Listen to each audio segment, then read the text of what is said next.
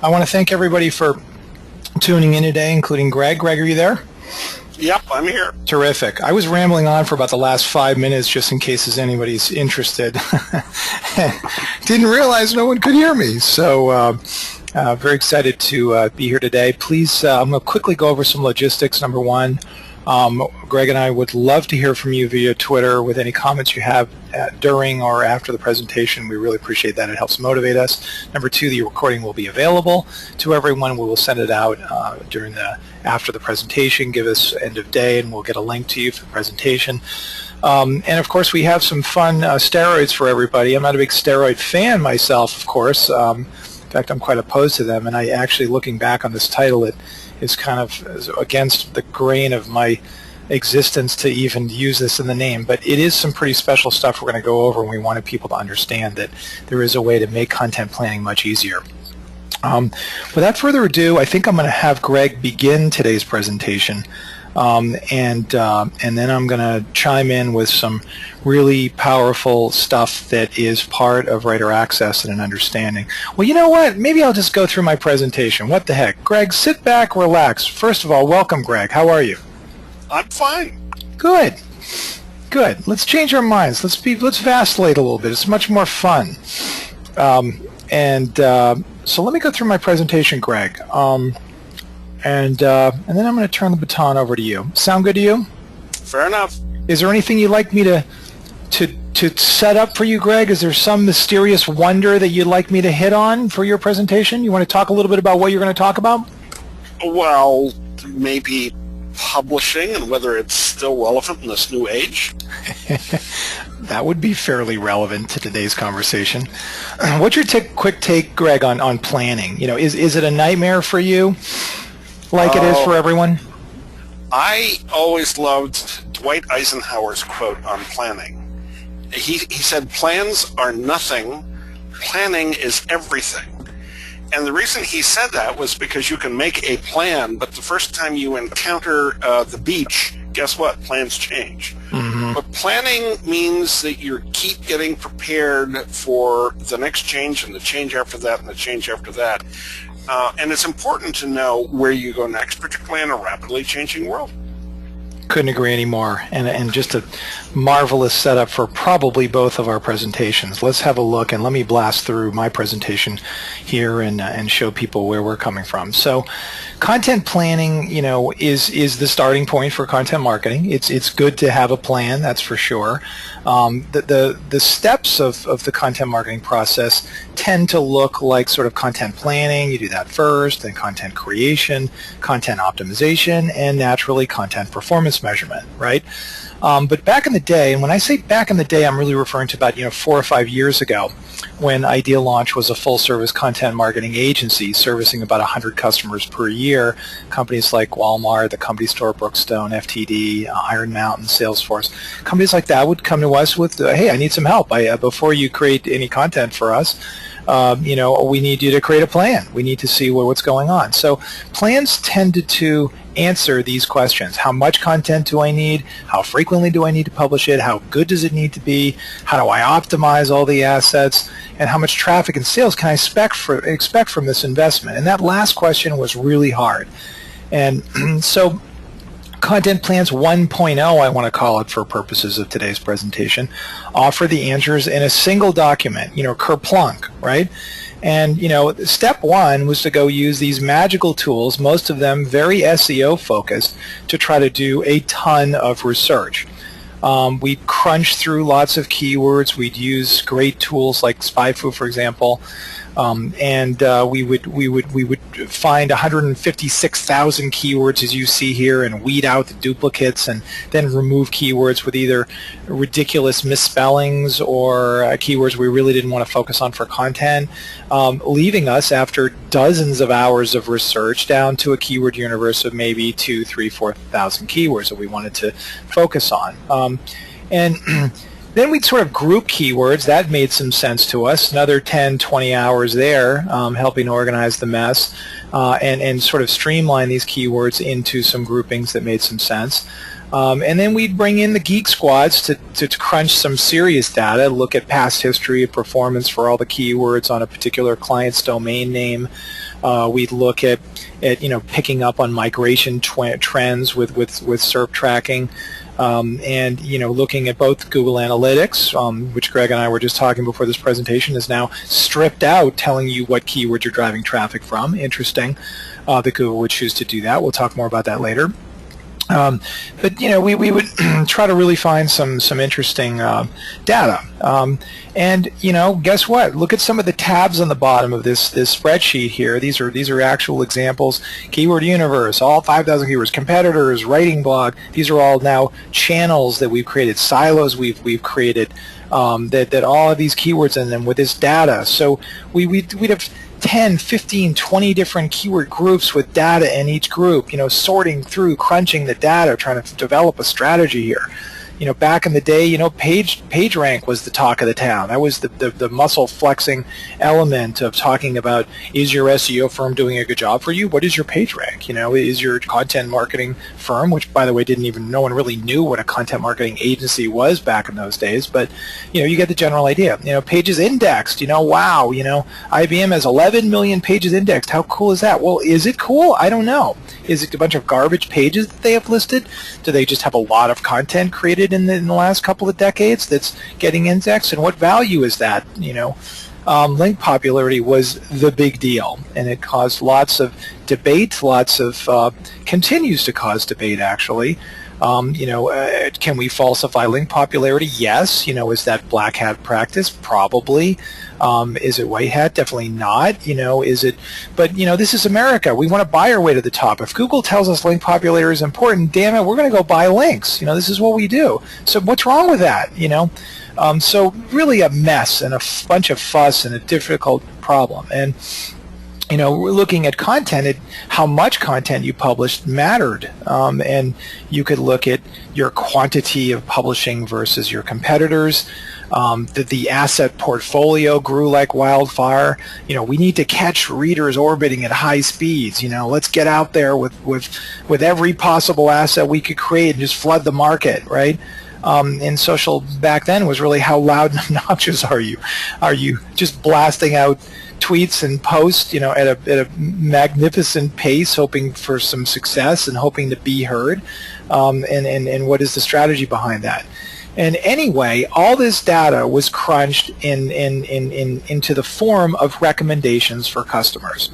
We would decide, okay, you need 136 articles, you need 890 blog posts in the next year, you need case studies, up the kazoo, you need data sheets, you need videos. So we'd come up with all these recommendations, looking, of course, at all of the competitive intelligence going on, right? So these decisions were not subjective. They were rooted in trying to neutralize your position in the market. But most of these related to quantity. That's really was the guiding point, as well as grinding, performance with quantity and trying to look closely at it. So these recommendations were then magically spun into this budget, looking at what we would charge for these assets to be created. And then budgets was served with a pie-in-the-sky value proposition saying, look, if you go spend $500,000, you're going to get this much more traffic every month, and you're going to get the value, if you were the #1 listing positions for all these phrases we're going to target, would be $2 million. So you're going to spend $500,000, and you're going to drive a ton more traffic, and its value proposition is $2.5 million. So wow, that was actually, given that it was rolled in this beautiful thick document that with a bunch of smart people doing 400 hours of research pointing themselves in the right direction, it makes sense. Okay, let's go spend $500,000. Then came along Google Panda and Penguin, right? Some algorithms that changed all of that. And content planning with SEO focus was really quickly a thing of the past. And Content Marketing 2.0 was really born, and that's what we're here to talk about today, particularly with reference to content planning. So SEO tools were quickly replaced with content curation tools. We needed to find out who was writing stories, how well those stories were being received, what are the hot stories being produced. That's the new name of the game. Likes and subscriptions and shares quickly replaced your search engine result positions, right? Content Marketing 2.0 introduced believe it or not, some old school methodology, which is kind of interesting, namely gathering ideas and developing stories, making those stories amazing for the readers, which I'll talk about in a second, and of course increased readership, which really became the name of the game. So 2.0 is now really all about content planning, to look at just that piece alone, the focus today, and all of these steps that we've tended to lump into content marketing. Content planning is really all about gathering ideas and then turning those ideas into assets, and that's really what the process looks like. So you want to curate, you want to read furiously, see what's going on, develop your ideas, you want to listen to your customers' wants and needs, roll those into drafts and rough ideas, and then turn those into assets. The creation process has also changed radically. We can now work with writers on developing particular tones and styles so they can take our drafts and infuse content assets with the right tone that meets in style that meets your specifications.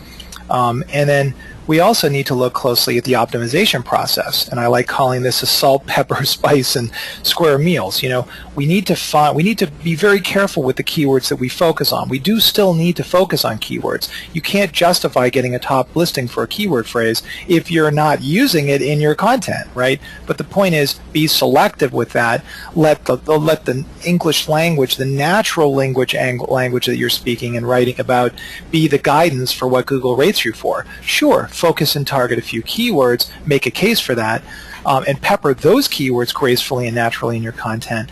But spice it up. You know, this is really where optimization going, spicing it up with internal links that are great for readers to drive a reader from a page with a link over to another page on your website where they can find great content. That's what Google wants you to do.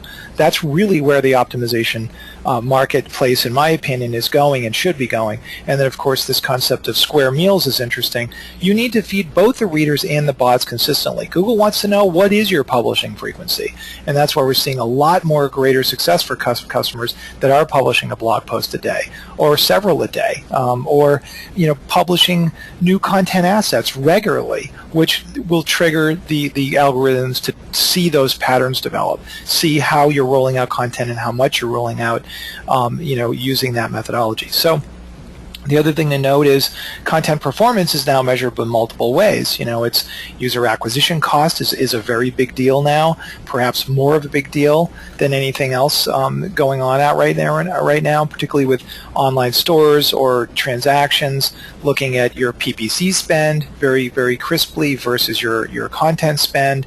Hopefully increasing your content spend could decrease your user acquisition costs as you turn more browsers into believers and believers into buyers.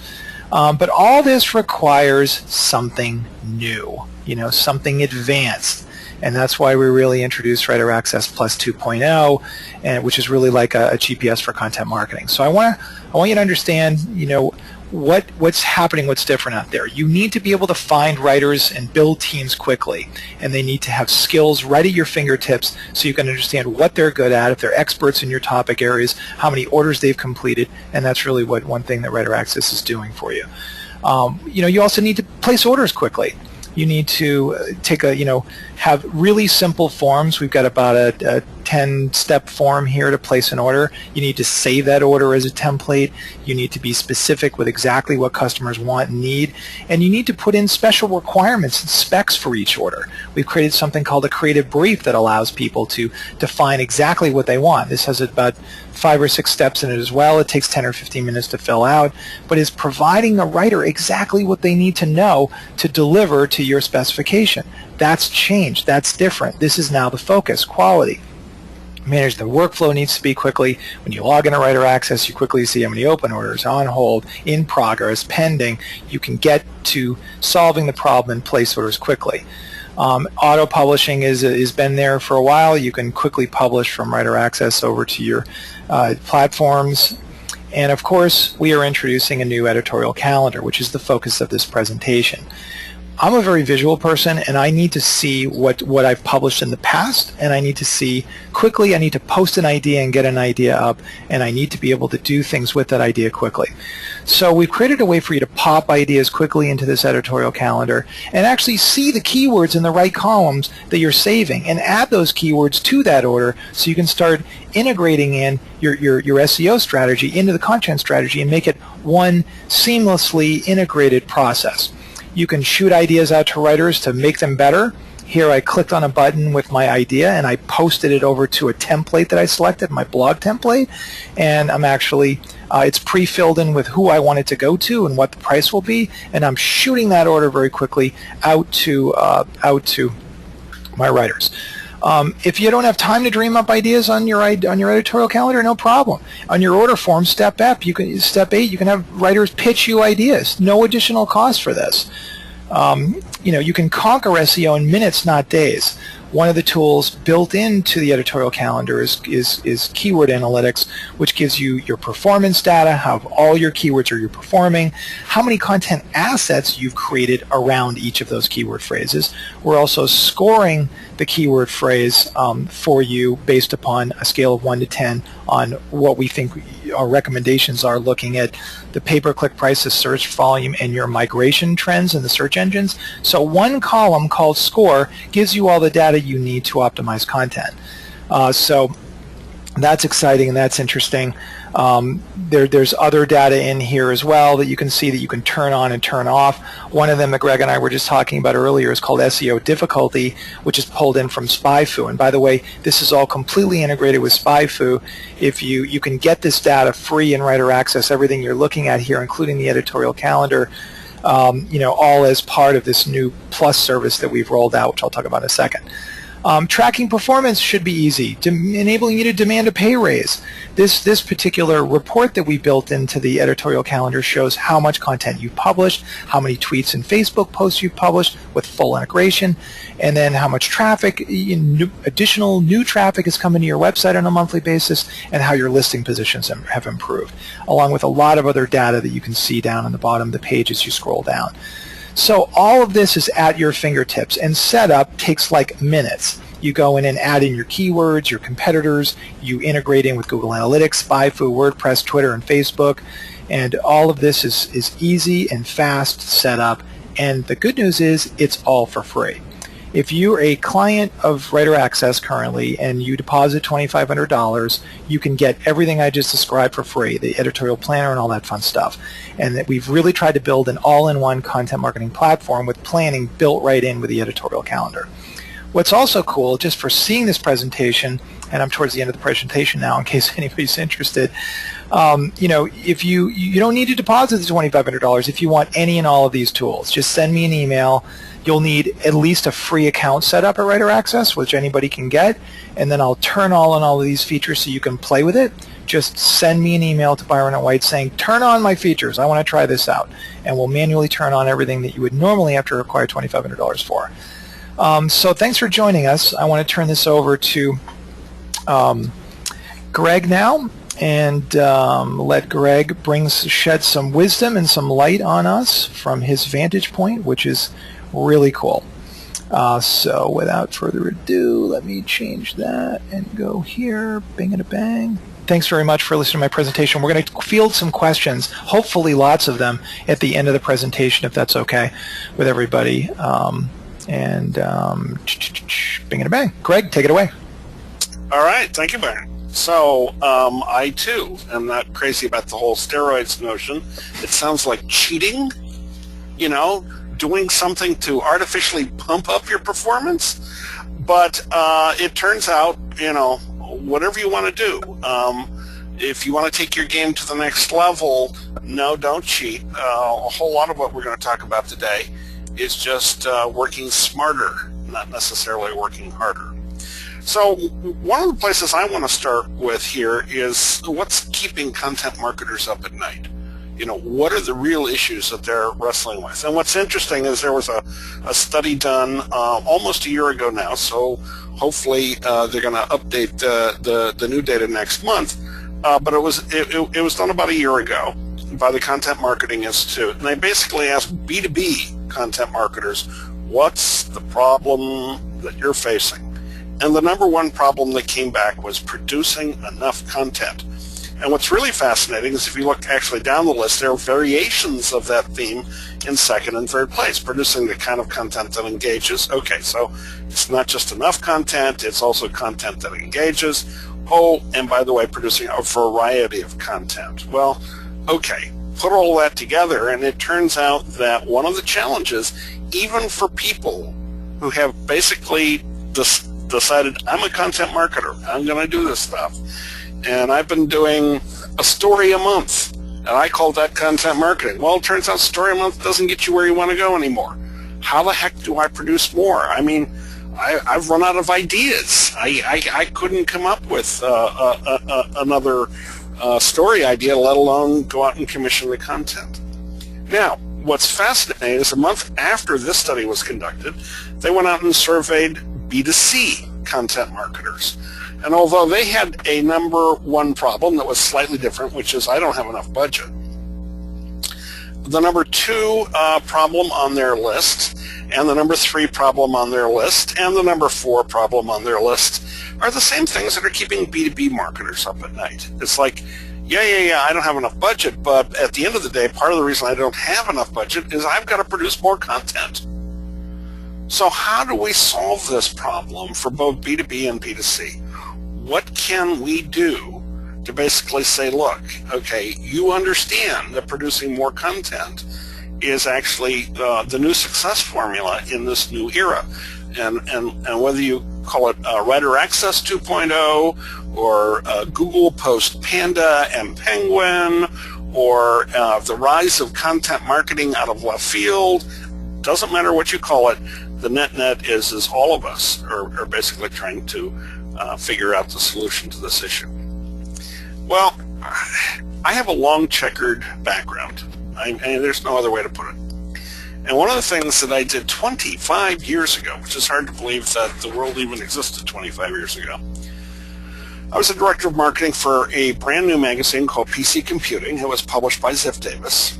And, I guess this is a case study or success story or something like that, because when we launched the magazine in August of 1988, we had to make some promises to our advertisers. So how many readers are you going to have? If I'm going to buy an ad, how many people are going to see it? And we did all of our research, and we said 150,000.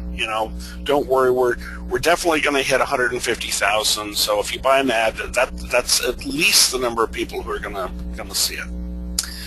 But ironically, we overperformed, and when the first issue hit the newsstands, because we barely had any subscribers, you don't have subscribers for a new magazine. That's just an oxymoron.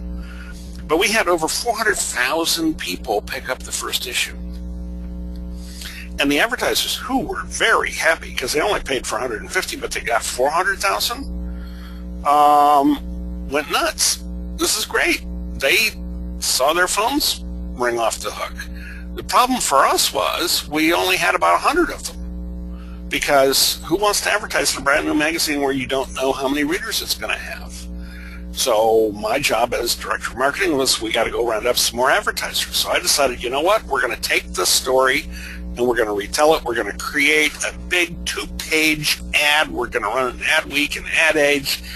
And the headline of this big ad was, we're not the first ones to underestimate the size of an audience. And it featured a big photo from 1969 of Woodstock. And ironically, the organizers of Woodstock also thought they were going to get about 150,000 people to their concert, and about 400,000 people turned up. And, well, let's just put it this way, history was made. So, a couple months later, we started getting more advertising. Why? Because our rate base was still 150,000 and advertisers were getting 400,000 readers. Everyone understood that that was a bargain. And all of a sudden, advertisers started coming in hand over fist. And this created a different problem. This problem actually was one for our editors, because now when you got a lot more ads in the magazine, for every basically page of advertising, you can create a page of editorial. You certainly don't want to go too far off of that formula. Otherwise, you've got what people in the industry would call a catalog, all advertising, no editorial. And all of a sudden, our editors had this problem. It was called producing enough content. Wow, does that sound like deja vu all over again? So we had to skin a different cat at this point, and so we did a couple of things. First thing we did is we sat down and we analyzed our most successful competitors. In this case, it was like PC World and a couple other publications that were out there, including a sister publication of ours called PC Magazine, also published by Ziff Davis. But trust me, even sister publications can be considered competitors in certain circumstances. And what we tried to do is figure out what were they doing that worked and what were they not doing that could work. In other words, where were our content opportunities? And then we also realized that we needed to start producing a greater variety of content. We had launched with a number of feature articles. Oh yeah, we also had columnists, and we had a small section at the beginning that sort of recapped the news of the month. But we started looking around and saying, are there other content types that we haven't contributed yet, particularly to the back of the magazine, or what they would call back of the book in magazine speak. And one of the things that we came up with is, one of the gaping holes in everybody else's editorial content is how-to articles, just practical advice. Here's how to do X, here's how to upgrade your computer, here's how to, solve a problem, a business problem. And then, again, did we do anything illicit? I don't think so. But we decided to take that whole planning process, and whether you want to call it putting it on steroids or you want to call it something else, what we actually did is we twisted the arms of our editors and said, okay, it's really nice that you've got all these new ideas, and we really appreciate that you're diversifying your content. Now can you make some hard commitments as to which issue of the upcoming year's magazine you're going to feature those in? Because then I, as the director of marketing, can publish an editorial calendar, and I can turn around and show that to advertisers and say, you really, really, really can't miss the April issue or the September issue, because that's when we're going to focus on a category that's near and dear to your heart. And oh, trust me, that is not an easy conversation to have with editors. Well, I don't know, maybe the story will slip, or maybe the idea is only still rough. And the answer is nope, got to make commitments. So again, call it what you will. The editorial calendar was basically the output of this whole process. And then, just to make sure that we weren't merely creating more content, because heaven forbid the more content we created was subpar and we started losing readers at record rates, that wasn't going to be a healthy sign. I did something totally radical as we commissioned a whole series of editorial research to find out what the readers were reading, what they liked, what they didn't like, and whether they would, read the next issue of the magazine, pass it along to a friend, subscribe to the magazine so we could build our subscription base.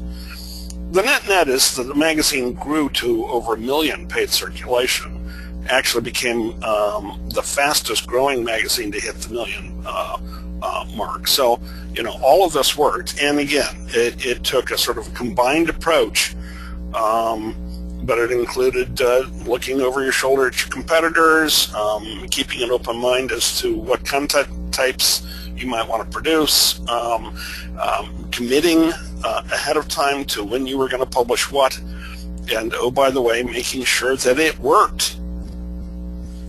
Well, here we are 25 years later, and the situation may seem different. And certainly a lot of the tools that are available to content marketers today are radically different than they were 25 years ago. But I would argue that the process is the same. And it is a process that you can follow. It is a process that you can use. You want to analyze your successful competitors and figure out, are there any opportunities that you can act on? You should consider producing a greater variety of content, not just more content, but different kinds of content. And I would strongly urge you to reconsider whether or not you have how-to articles in your mix yet. If you do, that's great. You probably need more. If you don't, you need to start creating some. Next, I would say that, yeah, you know what? If you haven't got an editorial calendar, you need to create one. If you have one, you need to fill it out and beef it up. And last but not least, and this is the secret part, as most of us content creators figure that our job is to create the content, and we are done creating it, we're done. Look at me, Ma, I created a new article. And the answer is that's not good enough. That's not going to get you the budget or the raise or the promotion that you need going forward. It's not going to be the measure of success that the boss is going to be happy with or the client is going to be happy with if you're in an agency. So you need to figure out, how do I measure content that engages my readers in a successful way? So let me tell you some of the tools that we're using today to skin this cat. First of all, we use SpyFu. SpyFu is a great tool. And I don't just say that because I have a partnership with WriterAccess. I say that because SpyFu is a great tool. One of the things they enable us to do is to say, I'm not only going to look at myself, I'm going to look at some of the key competitors, and what I want to know is what search terms are they being found for versus which search terms am I being found for, and by the way, where's the overlap and where are the unique spots? SpyFu will also allow you to download that into a spreadsheet if you want to play with spreadsheets, and by the way, we play with them a lot. And again, you can take a look on, show me all the keywords that we have in common, show me the keywords that I have that they don't, show me all the keywords that they have that I don't. All of those become a part of the analysis that you need to do. And what's fascinating about SpyFu, it will also show you historic data. Most tools don't do that. Most tools will give you a snapshot and say, God bless you, good luck, and figure out where the trends are headed. Well, SpyFu will actually take a look going all the way back to July of 2006 and show you how all those organic rankings evolved over time. And you can actually say, oh my God, look, it seems like PR Web was bumped along here, and then all of a sudden, somewhere in November 2010, something kicked in and they took off. They just marched right past their two other competitors, PR Newswire and BusinessWire. Well, what the heck were they doing? Last but not least, SpyFu gives you, I'm going to call it like a magic translation device, because it turns data, which all of us data geeks love, oh look, here's a data point, into something that a CEO or a CMO or even a small business client will readily understand. Because you know what? A whole lot of them still don't get this new metric that we're throwing around, and fill that in. That can be engagements. That's one of the hot ones today. How many engagements do you need before I sell a car? We'll get to that one. But what SpyFu enables us to do is translate that into dollars. If I got this traffic, what is that traffic worth? Well, it turns out if I were to have gotten that traffic using a Google pay-per-click campaign, that traffic would have cost me X, 10 bucks a click. And if I can get that traffic for less than 10 bucks a click, it's, pardon me, still worth about 10 bucks a click, because that was the alternative. If you do not launch the content marketing campaign, that's cool, you just save money.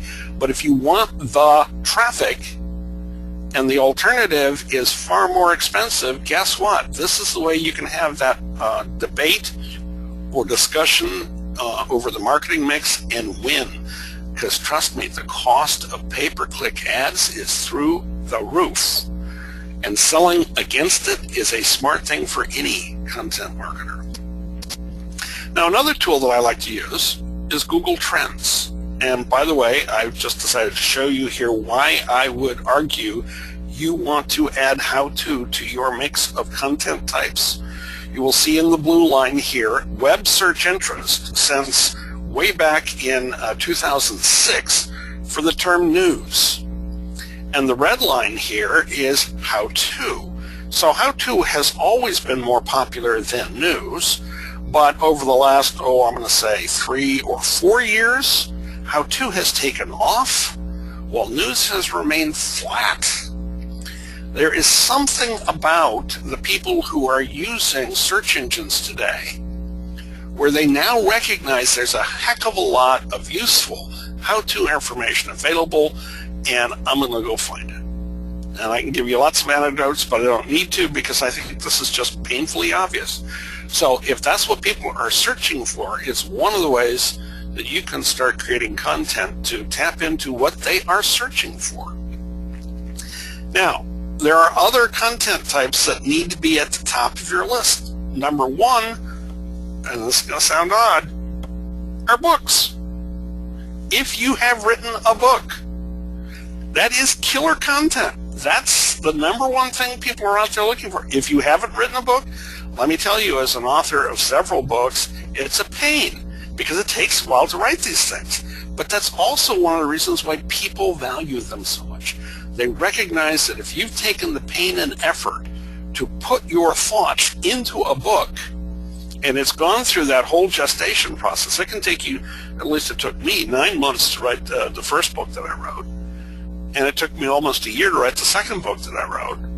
And yeah, they're about 500 pages long each, but trust me, it was hard because I had to hold my day job Monday through Friday, and I had to write the book evenings and weekends. And that's one of the reasons why I haven't written a third book, because my wife would tell me I'd have to get a second wife if I wanted to write a third book, because all the time came out of family time. But books are valuable.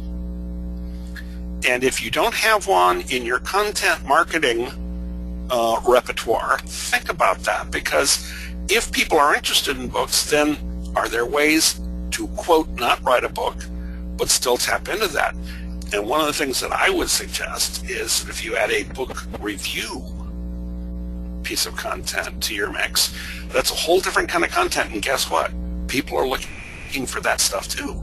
And if you can find new books in your industry, in your field, in your category, in your genre, in your area, and you provide the definitive reviews of this is what's useful to you, that enables you to do two things. You not only tap into what people are interested in finding, but you then get a chance to sort of put a spin on that and say, and this is why it's important to my customers.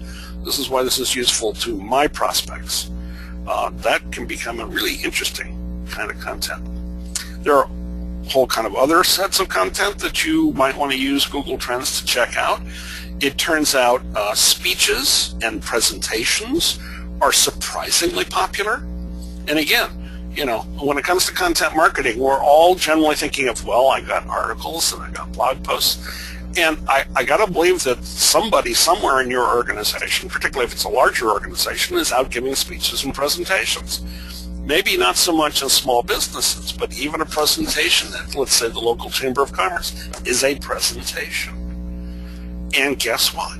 People are looking for that stuff too. So yeah, continue doing the articles. Articles are popular. You ought to continue writing articles. Don't stop adding that to your content marketing mix. But guess what? There's other stuff that you might not have thought about that is also pretty popular. Facebook posts have come out of left field over the last couple of years and are now one of the most popular things that people are searching for. So yeah, if you already are doing Facebook posts, that's great. Keep it up. If you haven't considered that part of your content marketing program, because, oh, no, you don't understand, that's down the hall in the social media marketing department, the answer is, pardon me, it's all content. You know, so have a brown bag lunch and work with the folks. You don't have to necessarily take their jobs over to basically coordinate with them and say, hey, what are you doing? When are you doing it? Is it something that we can actually build into our content marketing plan?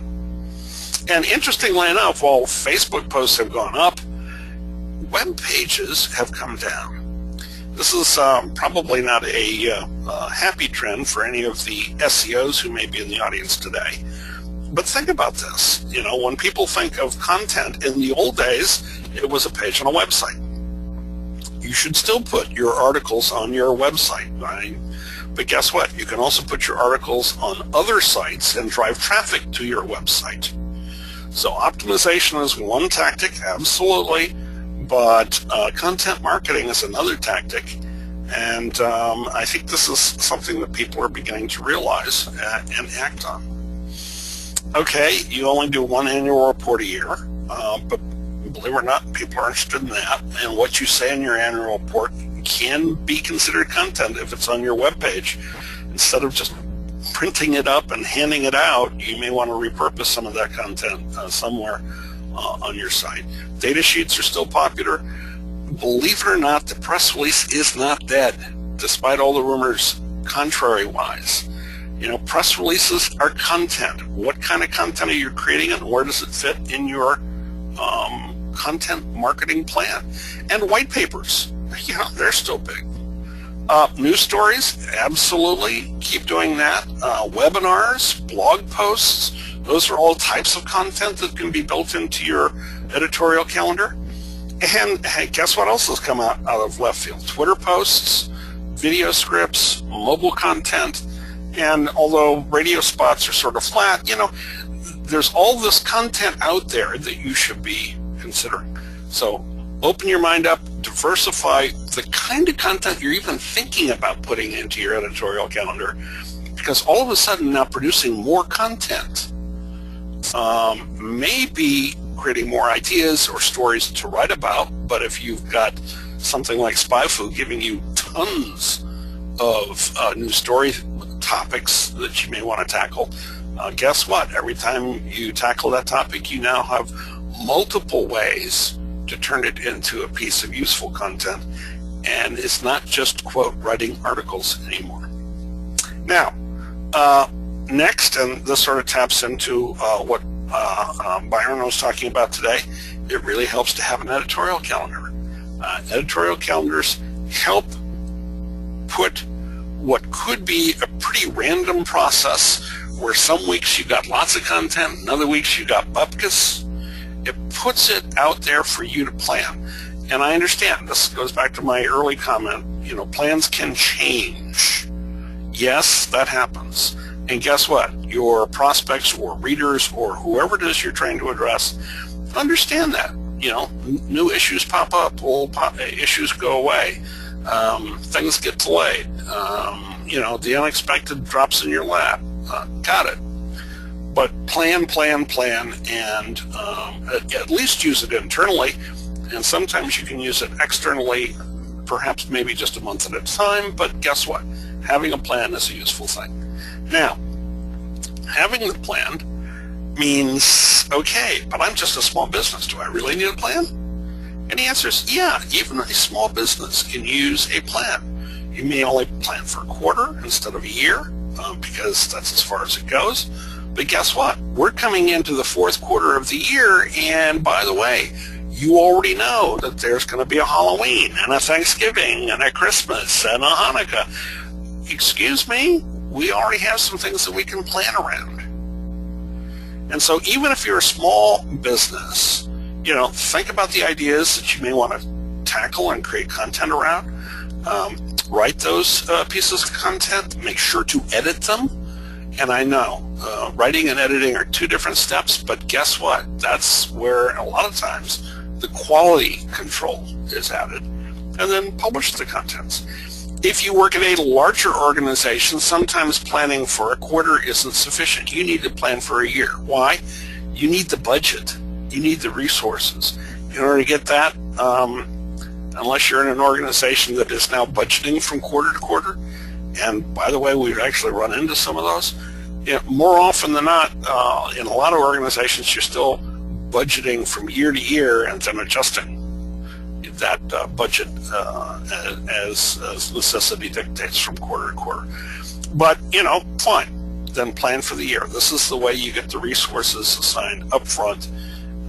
And yeah, your plan's probably going to have a lot more detail to it, because it's got to get buy-in from people who, have got to figure out, is this money going to be worth it? Now, whether you're small business or big business, whether you're content planning is simple or complex, keep iterating. Plans change, understand that. It's no big deal, just keep moving on. But here's the kind of things that you may want to track. You may want to keep tabs up, because these are the kinds of things that will get you where you want to go. What's the story title? Even if it's only the working title, and you may adjust it later on as you get close to publication, what is the working title? Who's the author that you've assigned this to? When do you expect to publish this? Where? Is it going to be a blog post? Is it going to be in the company magazine? Is it in your email newsletter? What is it designed for? Does it follow some kind of theme, or does it fit in a section? Is this a how-to article, or is it breaking news? What's it priority? And oh, by the way, what's the status? Is this gone back for a revision, or is this on track? And all of this then taps into some of the things that were a little lower on the B2B list, but right at the top of the B2C list of what's keeping content marketers up at night, is you need budget. And it's really hard to do more with less. Trust me, I've tried. I got a lot of people who ask me to do more with less. It's hard. So how do you cost justify this? And what I will tell you is that there are a lot of content marketers running around out there and just say trust, faith, believe. And, that doesn't get you very far. And there's another group out there that are actually trying to play around with some new metrics. Why? I don't know. Somehow or other, it's a new world, so we need new metrics. Well, new metrics then need to get sold to top management first before you even begin to then create your program. So, one of the new metrics du jour is electronic gross rating points. And why are electronic gross rating points so popular? Well, gross rating points is a really old advertising term. Actually, my father was using that when he was director of marketing at Oldsmobile. And so if you throw the word electronic in front of the gross rating points, that makes it sound, really, really cool. But let me just tell you about my father, who was the director of marketing at Oldsmobile. And yes, ironically, it was my father's Oldsmobile, and his last ad campaign before he retired was, "This is not your father's Oldsmobile." And one of the things that they don't tell you about in the history books is, although this was an incredibly memorable campaign, sales of Oldsmobiles went down every year for 3 years running, until in the third year of the campaign, my dad had to pull the plug on the campaign, because he was then at that point selling half as many cars a year as he had been selling 3 years earlier before the campaign started. And he turned to his ad agency and said, "Excuse me, how are we measuring success?" And they said, "Gross rating points." He said, "Well, that's great. How many gross rating points do I need to sell a car?" And by the way, his ad agency, Leo Burnett, which is a really big ad agency out there, didn't have a good answer. So again, be very, very careful, even of this new snake oil, if it's built on the old snake oil.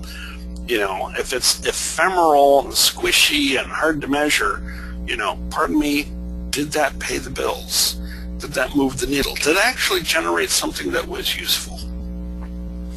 Now, part of the reason why measurement is hard these days is what we are trying to measure has shifted. This is one of the reasons why gross rating points are bogus. They were invented in what was called the exposure model. How many people did we reach? Well, we're going to call the mythical number of people that we reached a gross rating point. And today, reaching them isn't the issue. It's engaging them. Did I reach them and actually get them to go do something? And that's a different kind of metric. In fact, CMOs are laying awake at night trying to figure out, how do I measure this stuff? And what I would tell you is that if you go back to some of your tools, they give you answers. SpyFu again says, so what is this stuff worth? Well, it could generate 126,000 visits. That's measurable. That's traffic to your website. That's something that you can take to the boss And they can say, okay, I get that. That has a value. And particularly because the replacement value, if you don't do this content marketing and you did, let's say, pay-per-click advertising and said, those 126,000 visits might cost you $105,000. And all of a sudden now you're talking the language that the CMOs talk in, and they get that. Or you take a look at WriterAccess 2.0, and it's got a lot of metrics, one of which is traffic. That's important. But it's also, did you trigger any conversations in social media? Did your ranking and search engines change? And all of you are going to want to take a look at a new tool that Google's created and stuck out in a section that they've created called Think. And it's the journey to online purchase.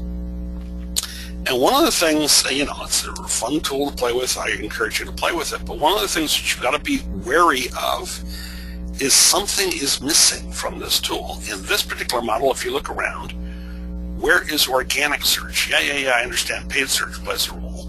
And yeah, I know social media plays a role, and referrals play a role, and email marketing plays a role, and sometimes people just come to your website direct by just typing in the URL. But where is organic search? So watch out.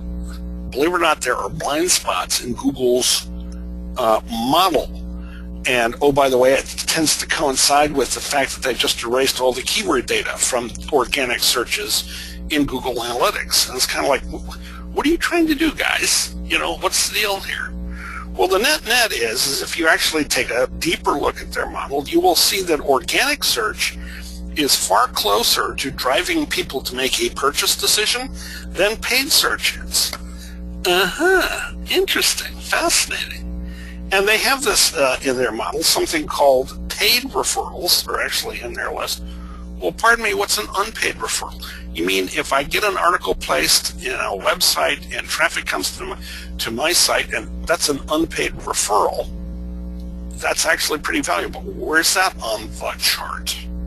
So be careful. The tool is a powerful concept.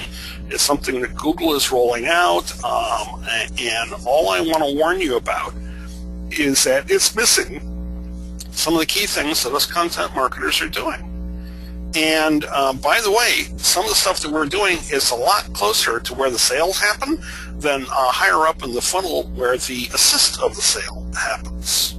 So here's how we're solving that problem, particularly because we deal with a lot of skeptical clients or customers. You probably have a skeptical boss.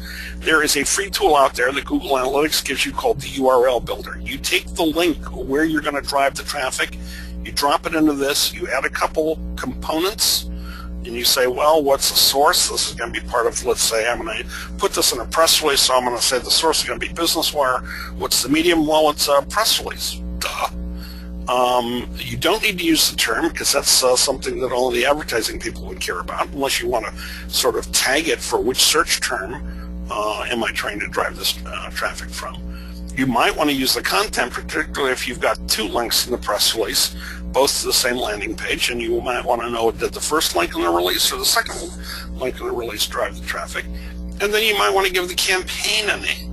Well, you drop in 5 little parameters and it spits out a tracking link that is unique. And pardon me when people say, so where did this traffic come from? And you track it back to a unique link that only appeared in one of your pieces of content, there's no debate. And what that enables you to do is then to say, look, so where's my content marketing generating these results? There they are. They're in my referrals. I can track them.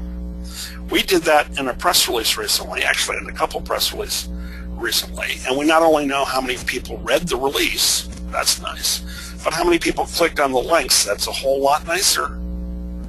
And we also know that those press releases triggered social media mentions, that's terrific, but we also know that 8 of those mentions were some of the top influencers that we were trying to get, that's a little more significant. We know that we got blog coverage, okay, that's what it's about, it's PR. And we know that when we brought people to the landing page, that landing page was worth, based on its conversion rate, that every visitor I got there was worth about $41.81. Well, we brought 287 people there. So I was worth $11,200. In other words, when you can translate what you have done in content marketing, even from the lowly press release, which is supposed to be dead, and you can say, well, we just generated $11,200 for you, sir. And, oh, by the way, you didn't spend anywhere near that to create that press release or to distribute it. Then you get where you want to go. And at the end of the day, most clients say, that's fine. How many converted? What was the actual conversion ratio? And because you've tagged the links, you can measure it. And I can actually say, you see these two people? Those are the two people who signed up $5,000 each for the course that you were offering. That's the 10 grand. That's not just an estimate. We can tell you who they are. Now, all of this, believe it or not, is going to be rolled up over in another place called Market Motive. And we're going to talk about SpyFu, and we're going to talk about WriterAccess. And starting October 10th, Todd Malicott is going to talk about, if I've got a simple problem to solve, all I want to do is figure out what I'm going to write about this week to reach my marketing objective. How do you use SpyFu and WriterAccess? Take care of that.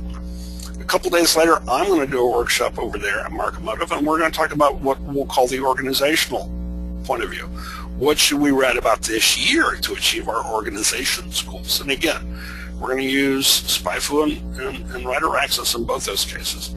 And then we've got Mike Roberts and Byron White doing sort of a guest gig over on Market Motive. So we're going to talk about how do I produce enough content and still get a bigger budget. So all of those issues are coming forward. And with that, I guess I've reached my end.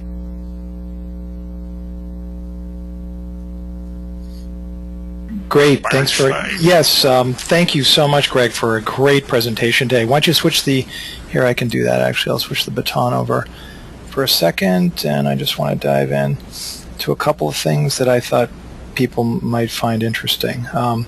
So we want to field some questions, so please have at that. I was just going to give people a live feel if we don't get any questions that fire in quickly.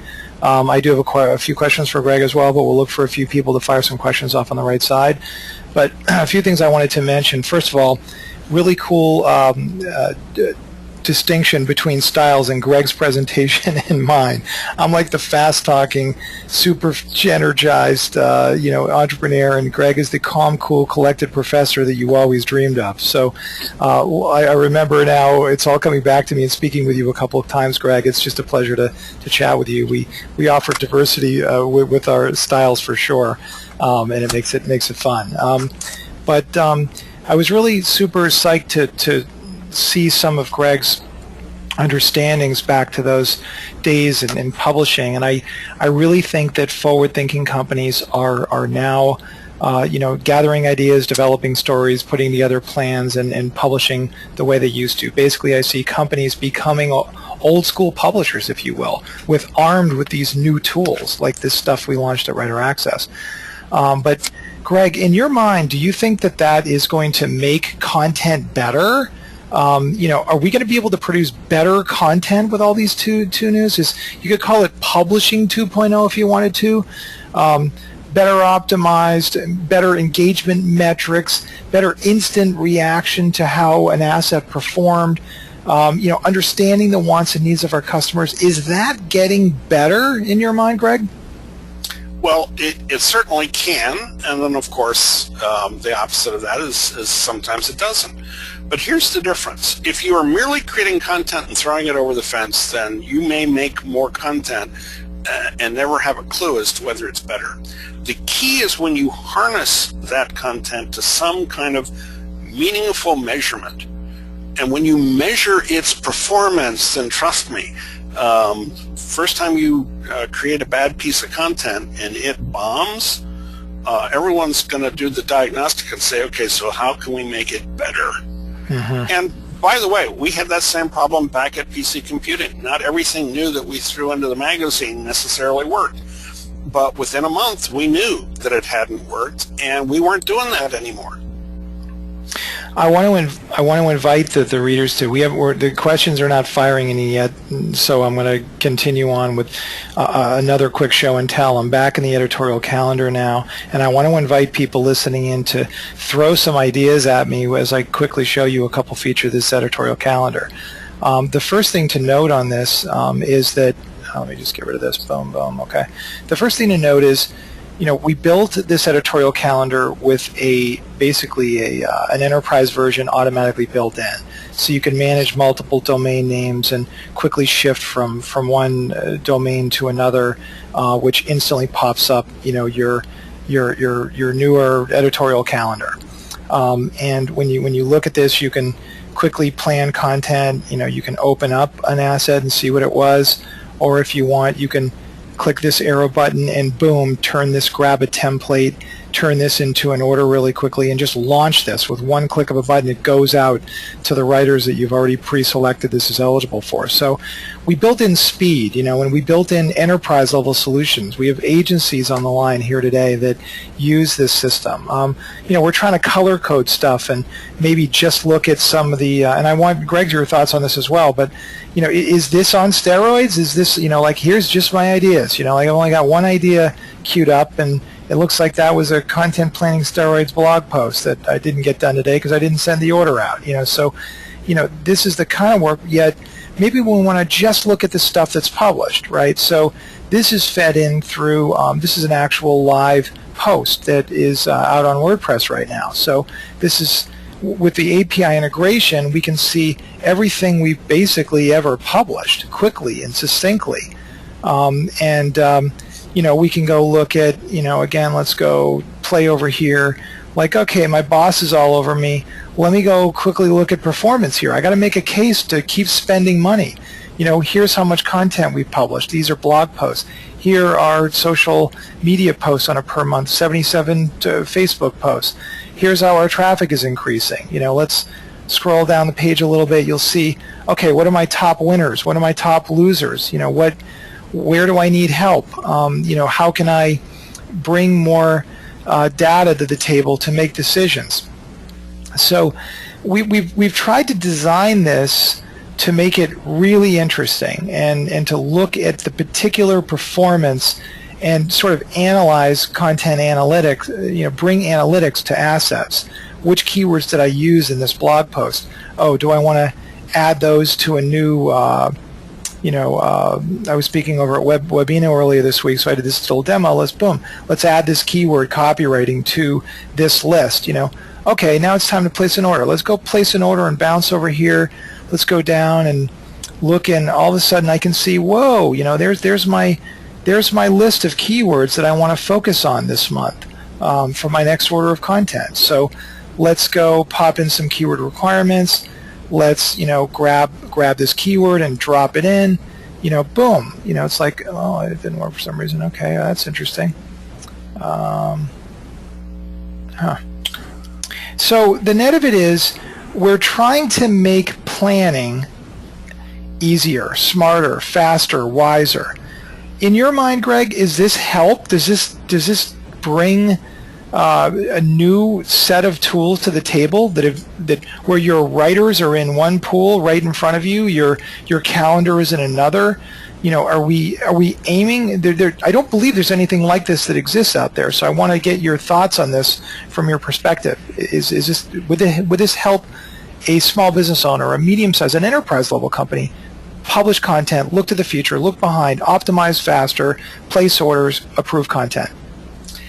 The answer, and you may not want to hear this, is it's going to help somebody who understands the value of keywords see this in a way. It certainly will help your current customers manage what they need to do. To me, the next step, the next challenge is I got to take this upstairs to the people who don't understand keywords but do understand revenue. And how do I then aggregate the, hey, look, we did a lot of stuff last month, last quarter, last year, pick your time. And by the way, here's the value of that. And whether that value is using the SpyFu data that you already have, which is, and you know, these are what these terms were worth, this is what this page was worth, this is what this article brought in, and oh, by the way, here's what my entire content marketing program generated in dollars. And then you get a whole lot closer to talking the language that they talk in. And then the next step after the value is to the extent that you can then, you know, take some of the tricks that I was trying to share there and to say, okay, we think we know that that was $11,000 value of what I drove to your page. Mm-hmm. But guess what? It also converted to 2 leads. It converted to sales. Each sale was worth $5,000, so that $11,000 estimate actually turns into $10,000 in hard revenue that, quote, you saw.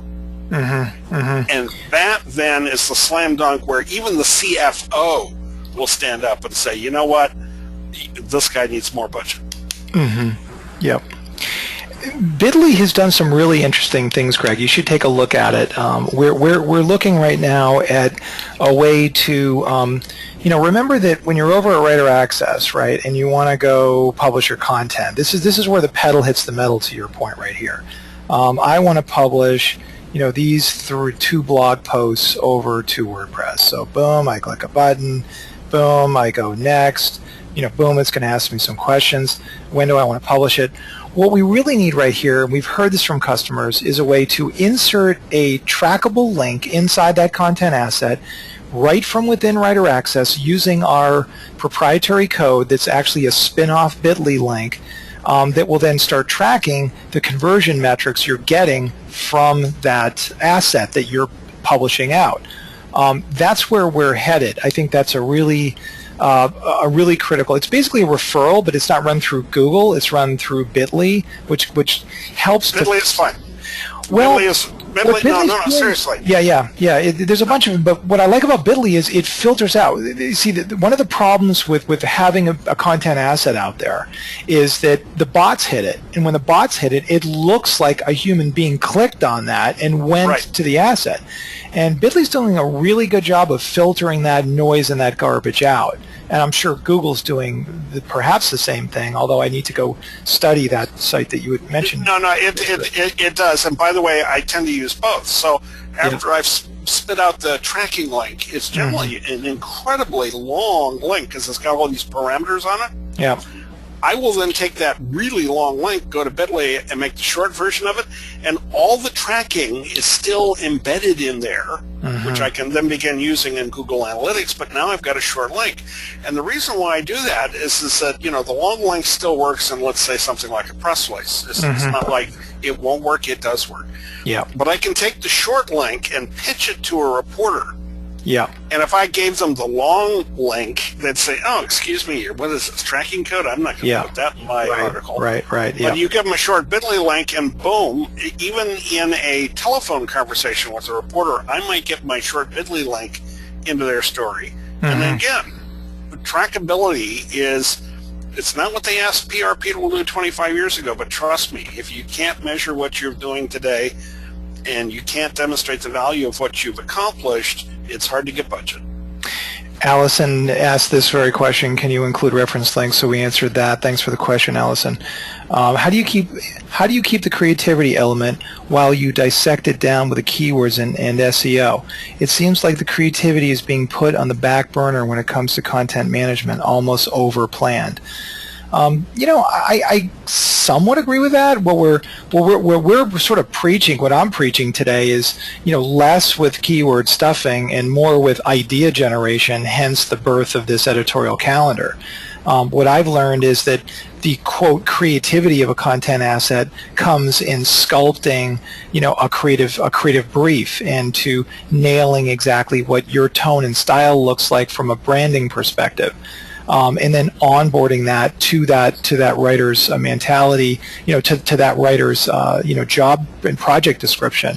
You know, that's where the art is. We call it onboarding writers, and you know, I hope that we have more discussions moving forward about topics like that, even content planning. You know, to me, I get the ROI measurement, but it's in black and white now. How many retweets did I get? How many Facebook fans do I have? Or how many followers do I have? How many?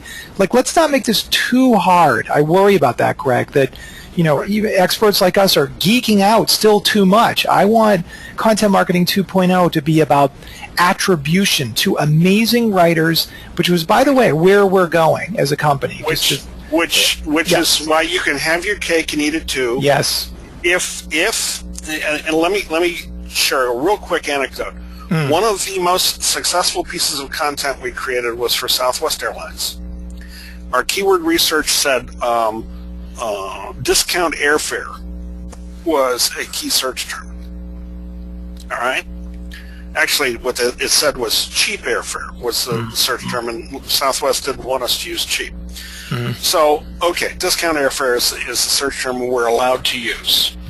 Well, when we got around to writing a headline for the press release that we were optimizing, the word discount airfare was in the headline. But then we put some words in there that, quote, the keyword research never would have surfaced. We said as low as $29 one way. Now, $29 one way was not a search term, but because the keyword research gave us the topic, and we knew we were writing on a topic, discount airfare, we wrote a headline and a press release around something that went beyond what the keyword research was telling us. And I think that's where the creativity then plays into the keyword research. All it does is give you a topic. It doesn't tell you stop there, write a 2-word or 3-word headline and call it a day. You generally have 7 to 10 words in your headline. And by the way, it can include the keyword and a whole lot more. And now all of a sudden you're creative and still driving sales. Oh, by the way, that press release generated $1 million in ticket sales.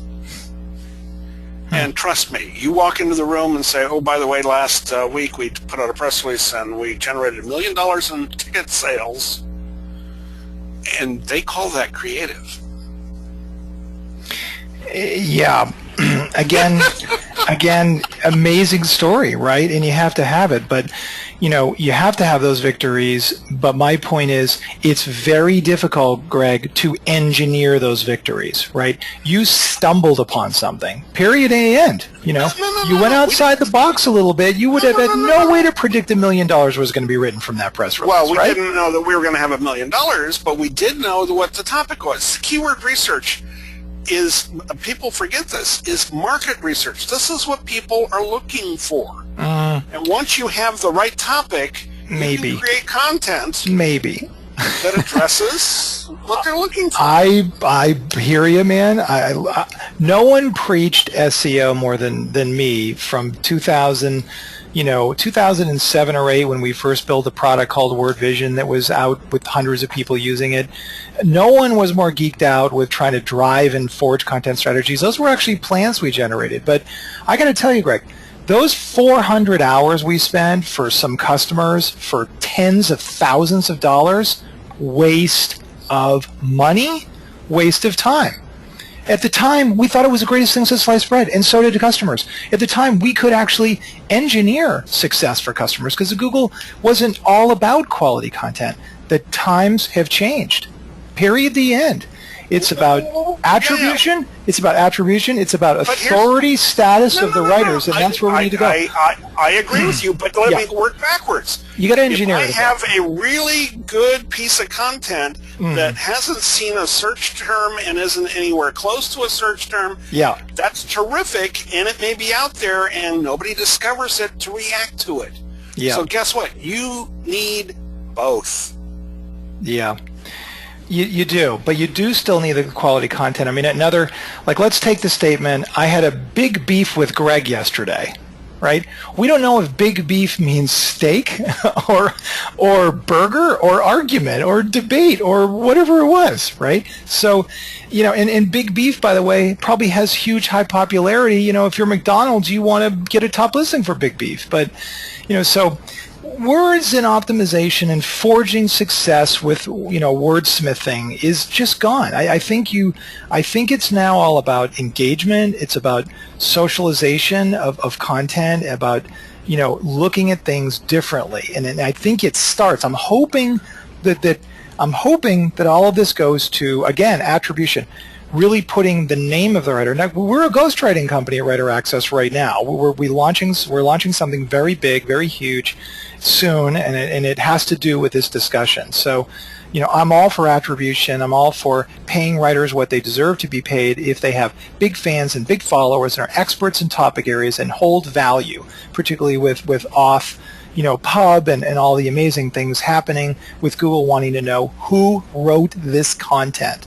And if a celebrity or somebody that has significant followers wrote it, it should be more popular, more interesting perhaps than something that's ghostwritten in India, by somebody that forges keywords and stuffs keywords and falsifies backlink popularity. I think we both agree upon that. Yeah, I agree. But right? Guess what? Yeah. A key part of the Google algorithm that didn't go away, it hasn't been lobotomized, link popularity, is relevance. Relevance. And if I do a search for, pick a term, any term, okay, low airfare, then, pardon me, as brilliant as Google may be, and it's going to look for, okay, who's got the most authority, who's written something about low airfare on this topic. And so guess what? It's the combination. Yeah. Somebody, and this is so much fun, Greg. I could talk with you all afternoon. It's always such a pleasure to chat with you. It's lively and fun. A couple logistic things here. Someone said, when you switch domain names in the editorial calendar, does it switch all of the reporting capability and the keyword groups that you've built up and stored and your list? Yes, it does. So, agencies can run 200 domain names in this if they want to, with keywords, separate keywords for each individual customer. And, again, for us, the brains is not the analytics. We like the analytics. We think you need the analytics. Mike is powering the analytics. I love Mike. It's amazing this data is right at your fingertips. But I just want to see the data used quickly and efficiently to sift through keywords, find the winners, find what you're performing on, look at Google Trends reports really quickly. Boom, I'll turn that on. Boom, I can quickly find my winners. I can quickly find my losers, my winners. I can look at the highest search volume keywords and find, content on the web. We only have 2 assets that we've created. And remember, all my assets are loaded into this editorial calendar, so I can see everything I've published in the past, crunch all the data on the keywords that I've used. So I'm with you. This data is important. It's key. We need some forging, but the forging needs to be 20% of the emphasis or 10% of the emphasis. The quality needs to be 80 to 90% of the interest, and that's where I'm hoping the whole world shifts, is with great writers that can create engaging content and be paid fairly to do that. Then let me take one quick analysis of your keywords here, because it's a secret trick we learned a long time ago. You've got a couple terms in here, 1-word terms and 2-word terms.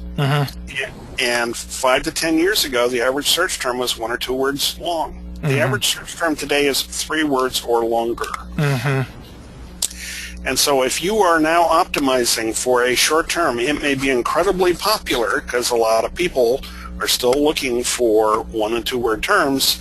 It's just they generally come up with garbage for search results. And oh, by the way, you're probably going to get blown away by places like Wikipedia. So what we have found is that the new sweet spot is finding the right 3-word term. And that's counterintuitive, because wait, the 2-word term's more popular. And the answer is yeah, and go do a search for the 2-word term. And people with lots of authority are kicking sand in your face if you're going to try to compete for it. So there's a degree of difficulty here that also needs to sort of get factored in. Absolutely. And look at, Mike's got a great tool that feeds right in. It's called SEO difficulty. That's fed right in from SpyFu, which is fully integrated into WriterAccess for any SpyFu subscribers out there. And you get to bring in like 200 keywords, which is what SpyFu does as part of their package into WriterAccess, or more if you need them. But the difficulty is looking at search volume and pay-per-click price, so you can start seeing some of that correlation. But I'm with you. Longer tail keywords. what's so funny, and this is back to my days of crafting all this SEO strategy. I'm so glad those days are over. I mean, it's essential, it's necessary, I get it, but it's also the domain name, Greg, right? I mean, some clients have killer listings. Other clients have very few keywords in the top 10 or even in the top 50. Look at us right here. Here's our, this is actually running on WriterAccess.